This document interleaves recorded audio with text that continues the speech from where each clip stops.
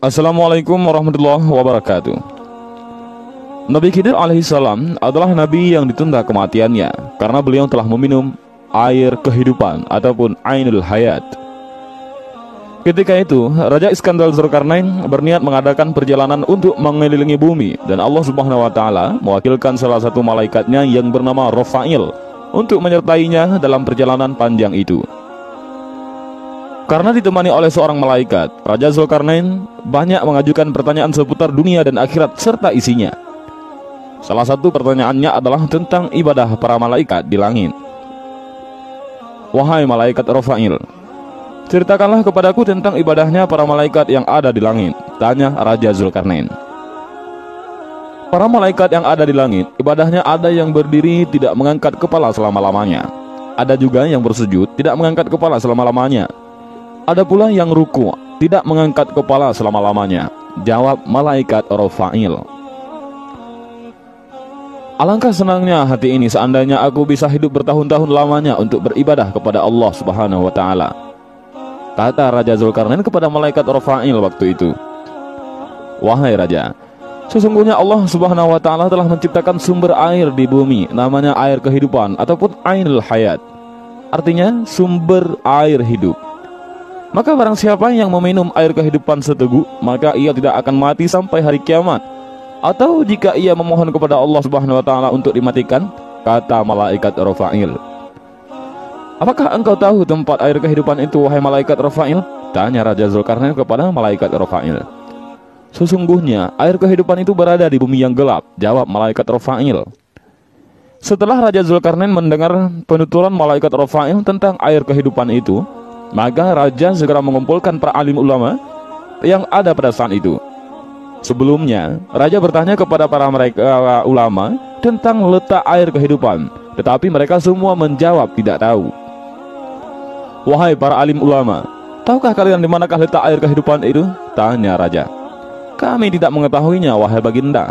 Hanya Allah Subhanahu wa taala yang maha mengetahui, jawab salah seorang ulama. Ada salah seorang ulama yang mampu menjawab meski tidak sedetail mungkin, yaitu sedetail letaknya di mana ainul hayat itu. Sesungguhnya aku pernah membaca di dalam wasiat Nabi Adam alaihissalam bahwa beliau berkata, sesungguhnya Allah Subhanahu wa taala meletakkan air kehidupan itu di bumi yang gelap, kata ulama itu. Di manakah bumi yang gelap itu? Tanya Raja. Yaitu di tempat terbitnya matahari, jawab orang alim yang ulama itu. Kemudian Raja Zulkarnain menyuruh para pengawalnya untuk menyiapkan segala keperluan untuk mencari dan mendatangi tempat air kehidupan itu. Kuda apa yang sangat tajam penglihatannya di waktu gelap? Tanya Raja. Kuda betina yang masih perawan, jawab para sahabatnya. Sesungguhnya, dan akhirnya Raja mengumpulkan 1000 kuda betina yang masih perawan, dan ia memilih di antara 6.000 tentaranya yang pandai serta ahli dalam mencambuk. Di antara para tentara itu ada Nabi Khidir alaihissalam. Bahkan beliau menjabat sebagai Perdana Menteri waktu itu. Setelah dirasa semua cukup dan siap, maka berangkatlah Raja Zulkarnain dan Nabi Khidir alaihissalam yang berjalan di depan pasukan. Setelah sekian lama mencari, akhirnya mereka mengetahui tempat terbitnya matahari. Mereka pun menuju arah terbitnya matahari tersebut. Perjalanan ke tempat tujuan tersebut memakan waktu 12 tahun lamanya untuk sampai di bumi yang gelap itu. Gelapnya bukanlah seperti di waktu malam hari, melainkan gelap karena ada pancaran seperti asap.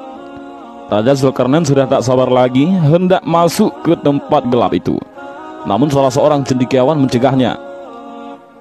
Para tentara berkata kepada Raja, wahai baginda, sesungguhnya raja-raja yang terdahulu tidak ada yang masuk ke tempat ini, karena tempat yang gelap ini berbahaya. Wahai prajurit, kita harus memasukinya. Tidak boleh tidak, sanggah sang raja. Karena raja bersikeras hendak masuk, maka tak ada seorang pun yang berani melarangnya. Diamlah dan tunggulah kalian di sini selama 12 tahun.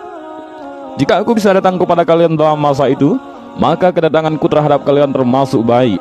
Dan jika aku tidak datang dalam 12 tahun, maka pulanglah kalian kembali ke negeri kalian, ujar sang raja. Setelah itu Raja mendekat dan bertanya kepada malaikat Rafail, apabila kita melewati tempat gelap ini, apakah kita dapat melihat kawan-kawan kita? Tidak bisa kelihatan, Jawab malaikat Rafa'il.